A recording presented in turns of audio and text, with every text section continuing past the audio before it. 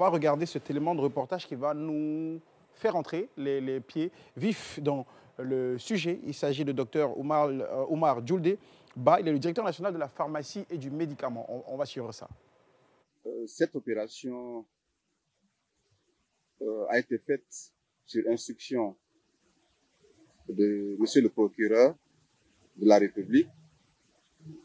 Sur cette instruction, les éléments de la gendarmerie nationale, appuyés par ceux de la police nationale, ont fait cette descente sur le marché de Madina pour non seulement interpeller les vendeurs de médicaments, mais aussi mettre hors d'état de nuire les médicaments qui sont stockés dans des endroits précis à Madina. Pour ce qui est du combat sur le territoire national, ce comité a été justement créé pour coordonner toutes les activités de la lutte. Et je reviens encore, la lutte ne concerne pas que le trafic de faux médicaments. Elle concerne les cliniques clandestines, les cabinets clandestins et toutes les professions médicales illégalement exercées en Guinée. Je pense qu'on doit féliciter et remercier les autorités de la transition. Aujourd'hui, cette Guinée qui était considérée comme étant la plaque tournante des faux médicaments est appréciée lors des rencontres internationales qui sont en lien avec le secteur de la santé, avec le secteur du médicament. Avant, nos compatriotes, pour un simple mal de tête, partaient acheter un médicament quelque part dans le quartier. Aujourd'hui, les populations, nos compatriotes, vont consulter, vont dans les structures de soins, ce qui peut réduire de façon considérable l'automédication, réduire des morts subites inexpliquées, réduire même les morts évitables. Mais aussi, l'avantage qu'on a aujourd'hui, c'est que la pharmacie centrale de Guinée a une disponibilité qui avoisine les 80%, ou même plus de 80% en médicaments. Donc, toutes les structures du pays sont approvisionnées en médicaments, bien sûr les structures publiques. Et dans toutes les préfectures, vous avez des postes de santé, vous avez des centres de santé, vous avez des hôpitaux préfectoraux. Et dans ces structures-là, vous avez des points de vente. Dans ces points de vente, vous avez des médicaments. Toute structure qui n'a pas de médicaments peut facilement contacter la pharmacie centrale de Guinée pour son approvisionnement. Le tramadol, on a trouvé du tramadol dosé à 225 mg, ce qui n'est pas usage hospitalier. La jeunesse qui est l'avenir de la Guinée. Donc cette jeunesse qui avait accès au tramadol n'a plus facilement accès à ce produit. Ce que nous devons demander aussi, c'est de demander à la population d'accompagner les autorités. C'est une lutte commune. C'est pour toute la Guinée, c'est pour tous les Guinéens, c'est pour tous ceux qui vivent dans ce pays-là. Docteur Oumar Djoulde Ba, directeur national de la pharmacie et du médicament. Alors, on a suivi cet élément-là. Aujourd'hui, on comprend que l'État engage une vraie lutte contre les pharmacies par terre, contre les faux médicaments, parce que simplement, ça part à la dérive, la jeunesse est exposée. Vous avez entendu parler de tramadol et autres substances que les jeunes achètent, s'injectent et sont parfois dans le grand banditisme.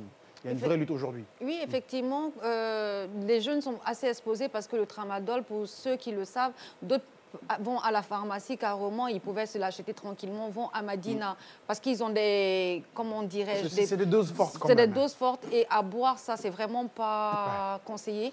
Donc, la lutte contre les pharmacies par terre, en fait, ça a déjà été engagé sous l'ère Alpha Condé avec Thiebro, parce que moi, j'ai fait une mission avec lui à Conakry où on a fermé même des pharmacies qui n'étaient pas agréées.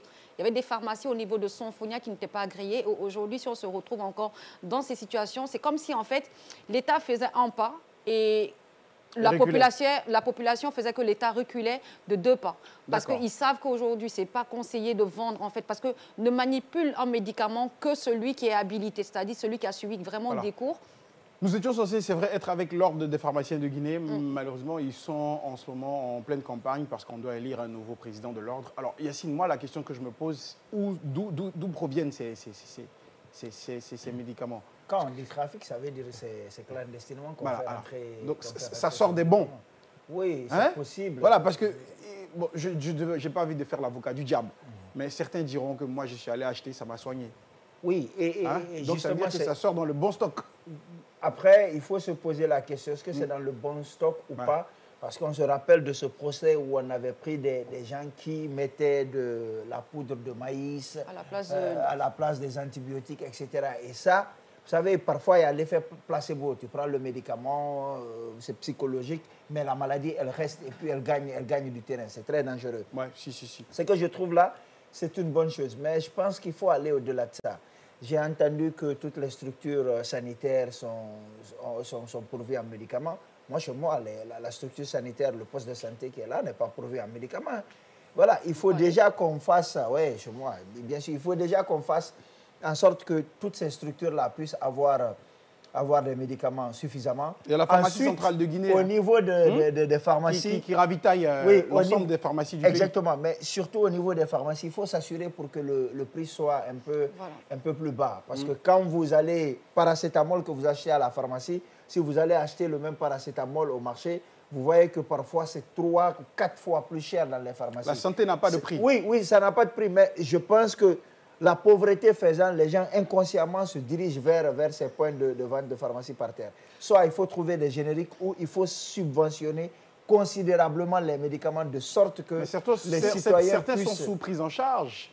Il y a des personnes qui sont sous prise en charge dans les CHU. Oui, les médicaments sont vendus avec des bons beaucoup plus en deçà de la norme. Quelques personnes. Dans les structures, parfois, le médicament que tu trouves dans une clinique, ce n'est pas au même prix que tu vas acheter. Tu vas trouver que c'est plus cher. Mais ce que je dis, il faut subventionner considérablement. Si le prix est vu à la baisse au niveau des pharmacies, je pense que les citoyens aussi préfèrent aller là où il y a la sécurité. C'est la misère qui envoie les gens vers les pharmacies par terre. Ce n'est rien d'autre. C'est ça. Il faut qu'il en même temps, c'est ouvert. C'est ce que je voulais dire, en fait, le conditionnement des médicaments, la façon dont la posologie est indiquée. Est-ce que, en fait, celui qui est à Madina, c'est comment? C'est pas parce qu'il faut lire seulement la prescription qui se trouve dans le médicament qu'il faut... Parce qu'il y a des fois aussi, il peut y avoir une posologie pour une personne de tel âge à tel âge et de tel âge à tel âge. On peut dire, par exemple, pour une personne qui est entre 30 et 40 ans, de prendre 2 médicaments. Mais le médecin ou bien le pharmacien peut dire oui, par rapport à votre maladie, au lieu de prendre 2 médicaments, vous pouvez prendre un seul comprimé. Donc, ça aussi, j'ai envie encore d'approfondir tout ça. C'est le modus operandi de tout ceci. On scelle, on met des cadenas sur des magasins, des boutiques, on ferme. Vous avez votre petit commerce. Du jour au lendemain, la gendarmerie, elle est venue, elle a fermé. Qu'est-ce qui va se passer ensuite? Va-t-on récupérer tout ça, aller les incinérer quelque part pour éviter qu'ils se retrouvent encore sur le marché? Ou va-t-on faire un semblant de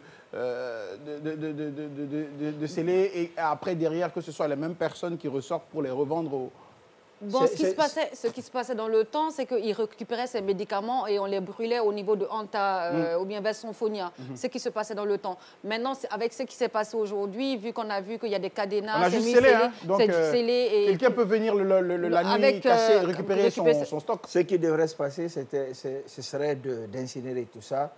Mais ce que je ne comprends pas, c'est que plusieurs fois, il y a eu cette interdiction. Ça fait pas longtemps que c'était interdit et puis on a arrêté des gens et tout ça. Mais au bout de quelques mois, on a vu, les gens ont repris. Parce qu'on ne va pas à la racine. On ne va pas à la racine. Ça quitte où pour entrer sur le territoire? Comme le dit un avocat, air, terre, mer. Non, on a envie de comprendre. Non, c'est un trafic. Mais aujourd'hui, on peut faire. Oh. Non, mais après, il y a l'un des... Suis mon regard. Tout bas. Air, terre, mer. Fer. Bon. Fer, chemin de fer. Alors, il faut déjà voir au niveau de ces débarcadères, il faut aussi voir au niveau des médicaments qu'on envoie au niveau de la pharmacie centrale. Est-ce qu'il n'y a pas à ce niveau-là même un trafic? Exactement, il faut voir tout ça. Mais surtout, ceux qui sont là, on a arrêté des gens. Qu'ils nous disent où sont leurs fournisseurs. Il y a quand même des gens qu'on a arrêtés. J'ai entendu quelqu'un une fois dans une émission de radio dire qu'il a ce conteneur bloqué au port et qu'il y a des médicaments dans les conteneurs qui sont arrivés. Donc ça veut dire que ça arrive aux yeux de tout le monde et que c'est encaissé parce que simplement derrière il y a des bacs chiches qui sont donnés à qui de droit pour que ces médicaments-là puissent fouler le territoire et être vendus tranquillement. Mais pourtant, la dernière fois, on l'avait demandé ici à l'un des pharmaciens, de l'ordre des pharmaciens, qui avait dit que, en fait, maintenant, du côté du port autonome de Conakry, tout est réglé parce qu'aucun médicament ne rentre, aucun commerçant ne peut aller acheter un médicament. Et la grosse question aujourd'hui, c'est par où ces médicaments rentrent. Et qui donne cette facilité à ces commerçants de faire rentrer des médicaments, soit par les frontières terrestres, pas aériennes, ça j'en suis sûre, mais peut-être par le fer.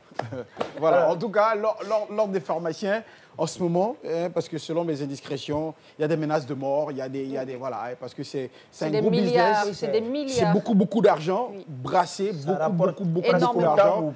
Donc aujourd'hui, ils ne sont pas très contents, les commerçants qui ont vu leurs magasins et boutiques fermés.